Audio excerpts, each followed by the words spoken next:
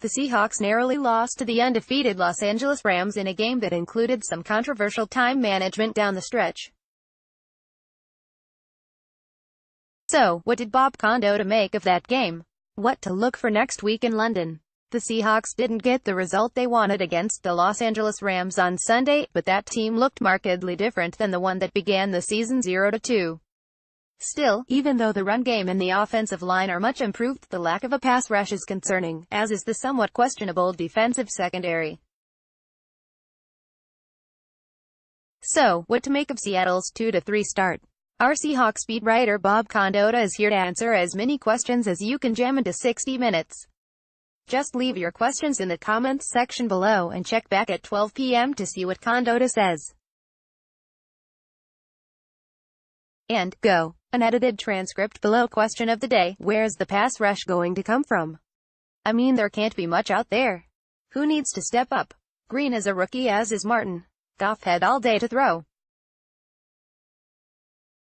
I know the Rams line is strong, but Goff wasn't even bothered. That's a great question. Not going to find it on the street this time of year, that's for sure. Green is hurt and I don't see him playing this week.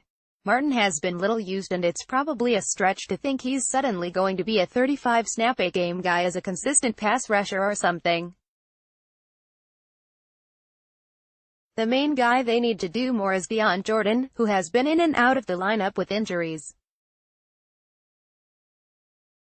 He played 22 snaps yesterday but didn't record his stat. He's probably the one logical guy who we have seen do more before who hasn't done much this year who could reasonably be expected to really up his game.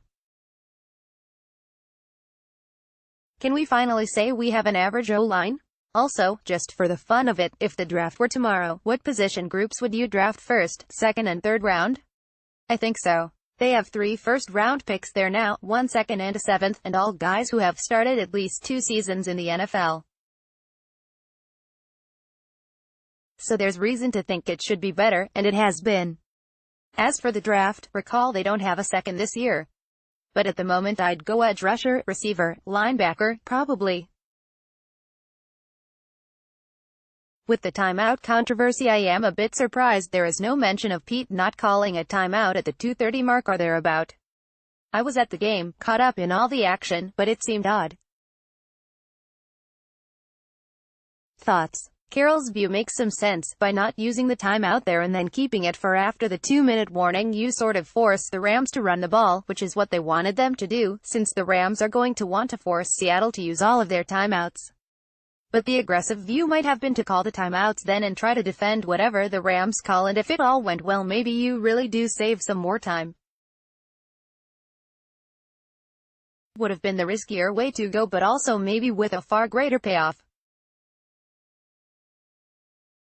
But I think Carroll felt more comfortable in their run defense at that point and the idea that they could stop them and still have a minute or so on the clock.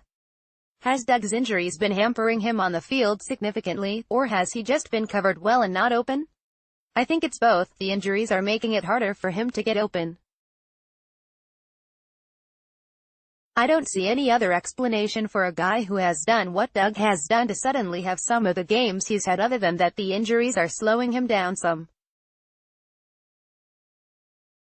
DJ Fluker is an interesting find. He's the dirtbag Mora always wanted. I'd read he suffered in pass protection. Didn't look like it yesterday. What's worth remembering is Fluker was a first-round pick, 11th overall, which brings about a ton of high expectations. Think what Seattle fans think of Germain Ifedi. He didn't live up to those at tackle with the Chargers and was released there, regarded as a bust. But maybe like a lot of guys, he just needed a bit more time. He was only 22 when drafted, and a position switch. He seems a much better fit at guard than tackle. Sometimes it's all about timing and place. Fluker seems a good fit here, for sure. Would you say that Naz Jones has slipped in the depth chart? Or has he not been fully healthy? He hasn't been on the injury report lately, so I think it's a performance thing. Just hasn't played well enough to earn playing time lately. With all the doom and gloom that's been said about this year's Seahawks, would you say the team is performing above expectations? There were comments in the media of a 4-5-win season. Keeping up with the Rams was impressive, even if it ended in defeat. What's your take on the rest of the season with the weapons we currently have on both sides of the ball? I actually predicted them to go 9-7, though I thought they'd be 3-2 at this point, so I guess I can accurately say they are not performing above my expectations. I think to most people they are right where they thought they'd be. They've been the underdog in 3 of 5 games and are 2-3. Until the Rams game, there obviously was lots of question about where things were headed overall, especially with Thomas now out for the year. But things look better after Sunday. If they can match that offensive efficiency with that defensive effort, there's not a game left on the schedule they can't win, though the contest in LA will be tough. But the NFL is also about doing it week to week. We've really seen some amazing weekly variances in play. Seattle has to go to London and beat the Raiders and then have a bye week to rest and heal up and hope for more carnage around the NFC. Clark seems like an above-average day, but is he worth a top 10 contract? I think they will decide that he is. But I do think they're still wanting to get through this season before deciding that, see how he plays with the season when much of the opponent focus is on him. But given their needs there, I'm thinking they will eventually get a deal done with him. How much longer do they keep guys like Brandon Marshall and CJ Procise on the roster? I guess I can see keeping Procise around as insurance, but Marshall is doing nothing for the offense and isn't in on special teams. Why not someone like Stringfellow? Shouldn't their focus be on developing younger players? They are going to keep Procise until at least McKissick comes back because you have to have a fourth tailback on the roster with what they want to do running the ball. As for Marshall, I could certainly see both sides of that when wanting to move on. If he's not going to play, Marshall might prefer it to be done and go back to his media work or find another team. They have Malik Turner and Caleb Scott on the practice squad, and if they needed another WR, it'd be one of those two guys, I think.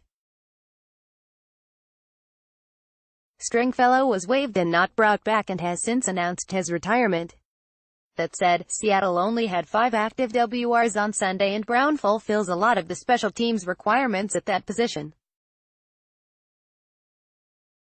My hunch is Marshall stays around a little while longer. I know the Seahawks haven't really been big buyers in free agency in the past, with JS seeming to take a degree of pride in boxing clever and staying out of the bidding wars that happen at the start of the process. With the roster devoid of talent, certainly compared to the past, is this the year they may look to make a splash? Probably. They will have a ton of cap space, and they may not have all that many of their own players to deal with depending on the decisions they make. They have to save room for Clark, Wilson and Wagner, you would think, and they may even have to think about Ifedi and Reed depending on how things unfold. But they may not extend right. I think Thomas is gone, and they should have some room to play with, for sure.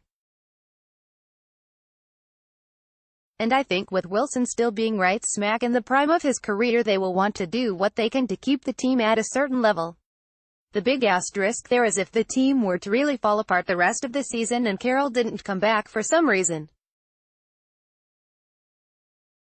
Then who knows what happens. But assuming, say, they go 9-7 or something and the front office stays intact, then yes, I think it would make sense they go heavier into free agency this year. Trey Flowers looked good yesterday. Among the DBs, he tackled very well in the open field. Are the Hawks happy with his work so far? By the same token, they must have been alarmed that Griffin had a poor showing. I agree that Flowers had a good game. They're ecstatic with how he has played, especially considering his status as a 5th-round pick and making the conversion from safety. I don't think even Pete Carroll really figured he'd be starting and playing well at this stage of his career. That was why they had Maxwell and Johnson on 1-year deals to help cover them with a vet this season.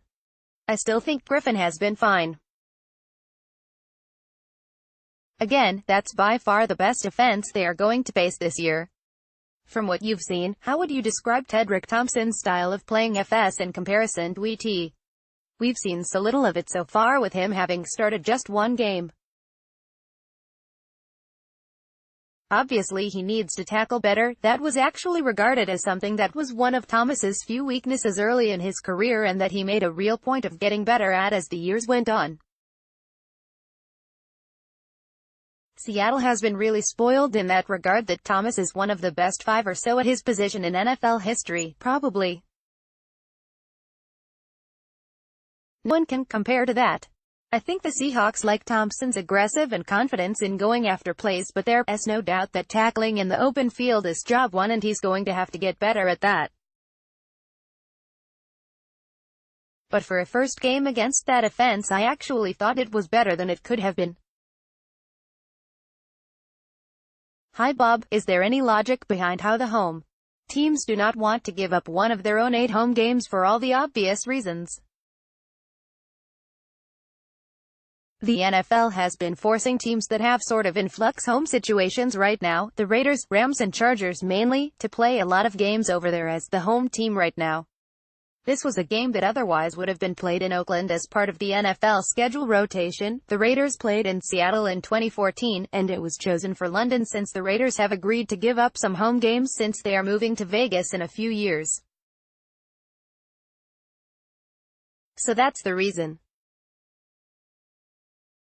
If it turns out to have a home game feel for Seattle on game day, then all the better for the Seahawks, who will still get to play 8 games this season in Seattle.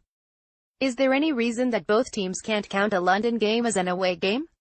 Yes, just math. Every team has 8 home games and 8 road games in a season. To play a regular season NFL game, someone has to be home and someone has to be road based on the way the formula is. If the Hawks are a bad team in 2019, do you see Wilson moving on, maybe replacing Rivers or Manning? That feels like getting way ahead of things. I think there's no way Wilson isn't a Seahawk in 2019. And then I think he is the one guy the Seahawks would consider franchising. And if they did franchise him, at that point I think there would probably be a long-term deal struck. Basically, I think there will be all kinds of rumors and speculation, and I'll have to write plenty of those stories myself, but I really see no way the Seahawks let Wilson go. Latest Seahawks stories.